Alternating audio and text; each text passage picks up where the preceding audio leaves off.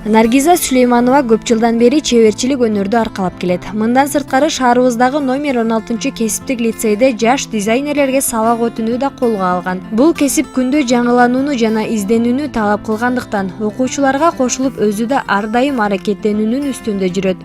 Өз ишмердүүлүгүн чакан кийим оңдоо ишканасынан баштаган каарманыбыз бүгүнкү күндө жеке чыгармачылык борборунун ээси. Мен өзү жаштайымдан баштап эле ушул тиккенге кызыкчумун. Апамдын үйдө тиккендерин көрүп, көбүнчө апамдан көп үйрөндүм. Андан кийин ушу тереңирээк билим алыш үчүн Ош технологиялык университетинде 5 жыл окудум. Ушул адистик боюнча.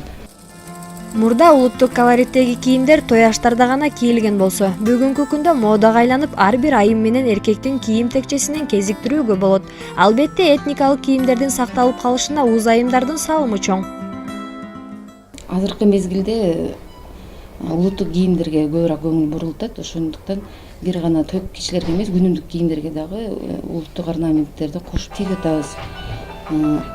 Көбүнчө кыз заты тойлорго, сүннөт тойлорго окшош кылып, улуттук оюларды салдырып тиктирип атышат.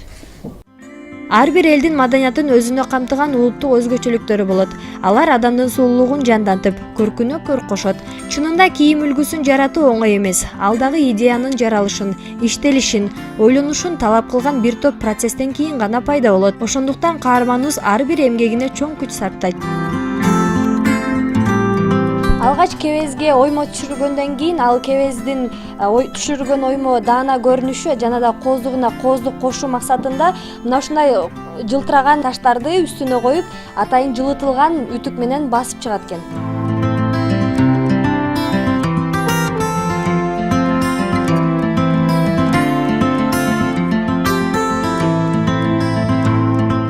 Каарманыбыздын жолун жолдоп чебер болом деген жаштардын саны да күн санап өсүүдө.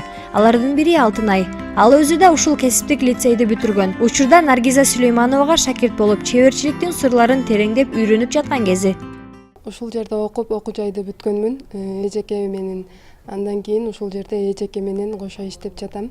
Эжеке ар дайым эринбей бир нерсени баштаганда аягына чейин эринбей сабырдуулук менен бардыгын берген адамдын кийимдерин купулуна толотуран кылып бүтүрүп берүүгө аракет кылат. Анан дагы бизге бир нерсени үйрөтсө, абдан көңүл бөлүп, баарыбызга бирдей мамиле кылып, бардык нерсени өзүндө болгон бардык нерсени тең бөлүшкөнгө аракет кылат. Наргиза Сүлейманованын колунан жаралган саркеч кийимдерди учурда жөнөкөй кардарлардан тартып, эстрада ырчыларга чейин баалап сатып алышат. Айтсак, Оштун көрүнүктүү сахна жылдыздарынын дээрлик баары дал ушул чебердин колунан жаралган кийимдерди эл алдына кийип чыгат. Көп жылдардан бери ошол форма жаатында мен ошол Наргиза эже менен иштешип келе жатам. Наргиза эже менен иштешкенин себеби өзүнүн ишин аябай так аткарат, туура кылат, өзүнүн ишин сүйөт.